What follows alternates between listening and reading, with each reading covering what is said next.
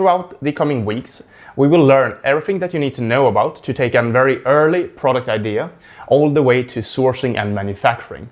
And in this lesson, we will start with talking about innovation to prepare ourselves for the upcoming lessons where we will actually sketch and come up with product ideas. And the goal here is to expand our thinking when we say the word innovation, because it's very easy to get hung up on the functional type of innovation where we improve something in an objective manner. So we make something faster, lighter, stronger, and more user-friendly. But there are actually other types of innovations out there which can be as successful on the market. So with that, let's jump into the first type. And the first type of innovation that I would like to talk about is called aesthetic innovation. And this is where you create something that does not necessarily function better what already exists, but it looks better, or at least it looks different. And there are millions of examples of these types of products, but one very, very famous example that will illustrate this point is the Philip Stark's juice press. And as you see by the image, this looks nothing like one of the normal juice presses that we are used to. It is almost like a rocket ship here. And because of this unique look, this juice press is actually selling very well and has become a cult classic among design items. But when you think about this from a functional point of view, we actually see that this is a very bad juice press.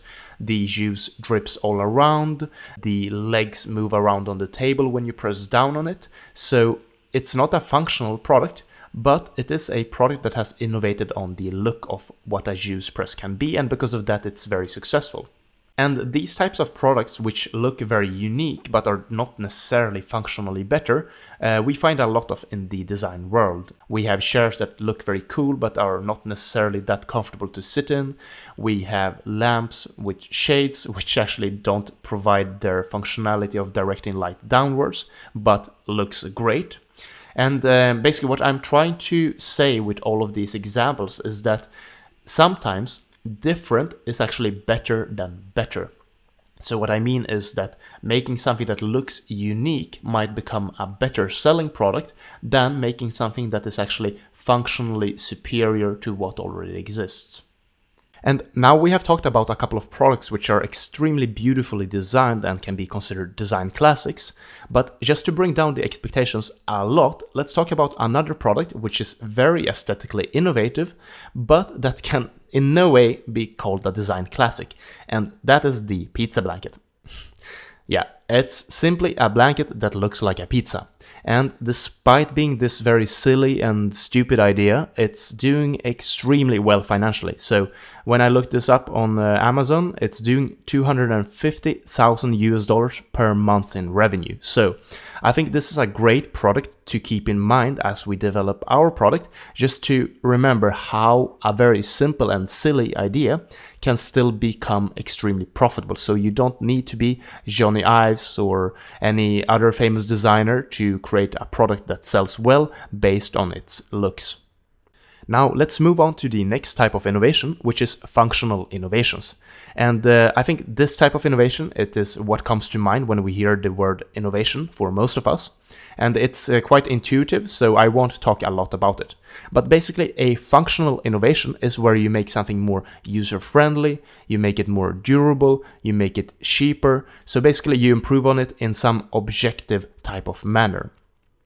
And again, let's take a look at a very simple product to illustrate how a functional innovation can bring huge benefits. So this thing that we're seeing on the screen right now, it's a license plate holder, but instead of doing it out of metal like the normal license plate holders, they have made it out of silicone. And by doing this very small change and changing the material to a soft one, they now avoid scratching the car.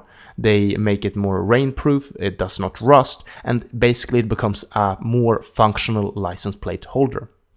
And by this very simple tweak, they have created a product that is now doing $50,000 in monthly revenue. So again, it does not need to be complicated. Don't think that you need to reinvent the jet engine or the airplane or something like that. Just keep it super simple. Think about small things that you can change to make a better product. Now we are approaching the end of the lesson here. So before we finish, I wanted to mention tasks. And Tasks, it is the actionable part of this course. So the lessons, they will provide the information and the theoretical framework, while the tasks will be what moves your project forward and closer to market. So for this lesson, the task will be to list 3 products that achieved popularity through a small innovation.